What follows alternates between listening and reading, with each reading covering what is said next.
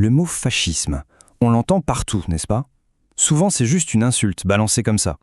Mais au fond, qu'est-ce que ça signifie vraiment? Eh bien, il existe une définition, très controversée, qui sort complètement des sentiers battus. Et c'est précisément celle-là qu'on va explorer. Notre point de départ, c'est ce livre, publié en 1961 par l'écrivain français Maurice Bardèche, Qu'est-ce que le fascisme? C'est à travers ces mots qu'on va tenter de comprendre une perspective pour le moins déroutante. La question est simple. La réponse de Bardèche, elle, est tout sauf conventionnelle.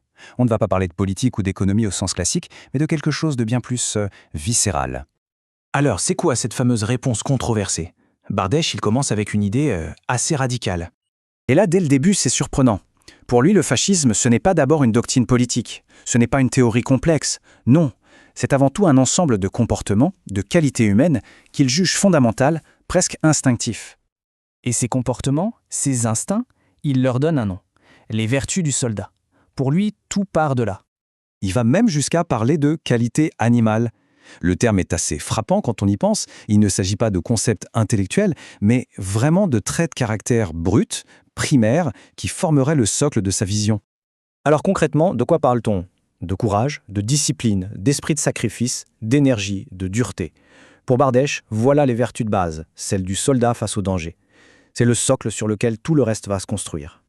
Mais attention, il ne s'arrête pas là. Il affirme que ces qualités animales ne sont pas une fin en soi.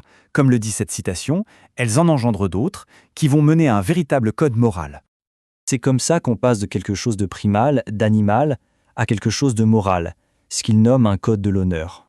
L'auteur, il décrit une progression très claire.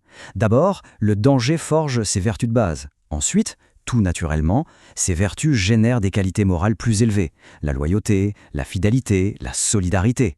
Le résultat final? Un code d'honneur partagé qui est né de l'épreuve. Et cette citation le dit sans détour. Pour Bardèche, ce code d'honneur, c'est l'éthique même du soldat. Ce n'est pas une morale abstraite, non. Ce sont les règles de survie d'un groupe qui est soudé par le combat. Pour bien comprendre sa pensée, il faut voir l'opposition qu'il crée. D'un côté, on a les vertus martiales, qu'il juge essentielles, fonctionnelles. Et de l'autre, les qualités civiques, qu'il décrit carrément comme un luxe.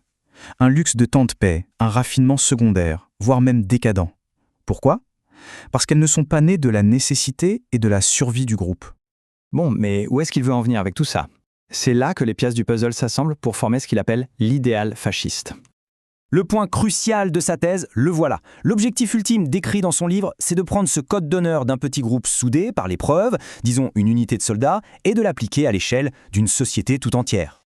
Voici donc la synthèse de sa définition. Un ordre social qui ne serait pas basé sur des lois, mais sur les vertus du soldat, étendues à toute la nation. Et c'est là que son argument devient le plus controversé. Il essaie en fait de séparer l'idée du fascisme en tant que code moral de ses actions historiques, de ses structures politiques. Il le présente d'abord comme une éthique, une façon d'être, bien avant d'être une façon de gouverner. Ce qui nous amène à cette question fondamentale, qui est vraiment au cœur de toute la controverse. Est-ce qu'une idée peut réellement être séparée de ses actions? Peut-on admirer un code de l'honneur tout en ignorant les conséquences historiques de l'idéologie qui le porte? La question, bien sûr, reste ouverte.